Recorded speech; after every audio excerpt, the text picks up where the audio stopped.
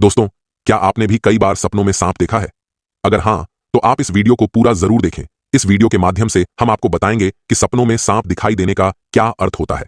प्राचीन पुराणों में सपनों में सांप देखने के अर्थ के बारे में विस्तार से बताया गया है। इन सपनों का हमारे जीवन से कोई न कोई नाता होता है।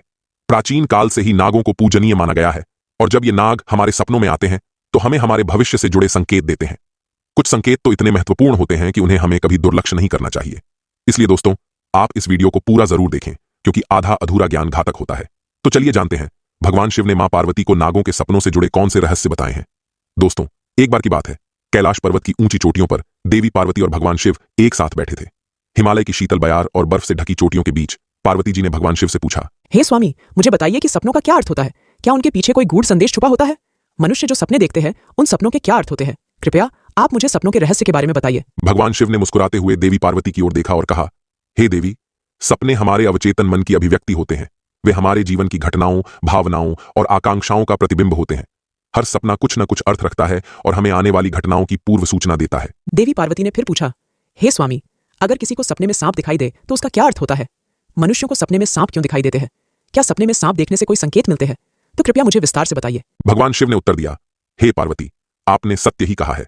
सपने में अगर सांप दिखाई देता है तो वह भविष्य से जुड़ा महत्वपूर्ण संकेत होता है। तब भगवान शिव ने मुस्कुराते हुए कहा, हे पार्वती, सपने हमें हमारे अवचेतन मन की गहराइयों से जोड़ते हैं और हमें महत्वपूर्ण संदेश देते हैं। हमें उन्हें समझने और उनसे सीखने की कोशिश करनी चाहिए। यदि सपने में मरा हुआ सांप आता है तो यह सपना जीवन की बाधाओं और संकटों के समाप्त होने का संकेत देता है। यह शुभ संकेत है कि कठिनाइयां दूर हो रही हैं और सुखद समय आने वाला है।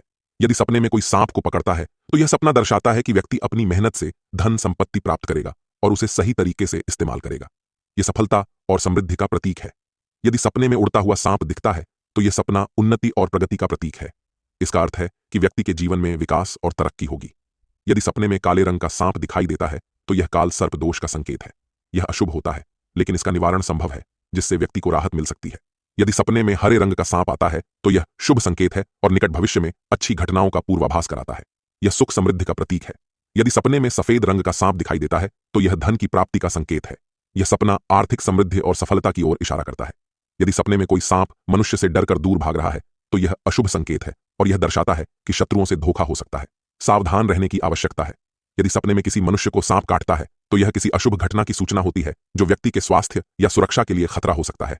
यदि सपने में नाग नागिन का जोड़ा दिखाई देता है तो यह संकेत है कि पूर्वजों की ओर से सूचना मिल रही है कि कुल देवी देवता की उपासना करनी चाहिए, जिससे कुल में सुख शांति बनी रहती है। यदि सपने में कोई सांप सिंहासन पर बैठा हुआ दिखाई देता है तो यह सपना आने वाली संतान के संकेत देता है, जो महान बनेगा और राज्य करेगा। यह शुभ और उत्साहवर्धक सपना है। यदि सपने में सांप और नेवले की लड़ाई दिखाई देती है तो यह गुप्त शत्रु के खुलासे और उससे संघर्ष का संकेत है। व्यक्ति को सतर्क रहना चाहिए और अपने शत्रुओं का सामना करने के लिए तैयार रहना चाहिए। यदि सपने में कोई सांप शिवलिंग से लिपटा हुआ दिखाई देता है तो यह भगवान शिव की कृपा और किसी विशेष मनोकामना की पूर्ति का संकेत है। यह अत्यंत शुभ और आध्यात्मिक सपना है।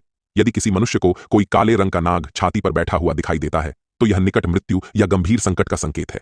इससे व्यक्ति को भगवान की शरण में जाकर उनका आशीर्वाद प्राप्त करना चाहिए। इस प्रकार भगवान शिव ने देवी पार्वती को सभी सपनों के रहस्यों के बारे में बताया। तो दोस्तों, आपको यह कथा कैसी लगी कमेंट करके अवश्य बताएं। जानकारी अच्छी लगी तो वीडियो को लाइक जरूर करें। कमेंट में हर हर महादेव अवश्य लिखें। साथ ही चैनल को सब्सक्राइब करें और बेल आइकन पर क्लिक जरूर करें, ताकि आपको हमारी अगली वीडियो सबसे पहले प्राप्त हो। आज की प्रस्तुति में बस इतना ही। मिलते हैं अगले वीडियो में। देखने के लिए आप सभी का धन्यवाद।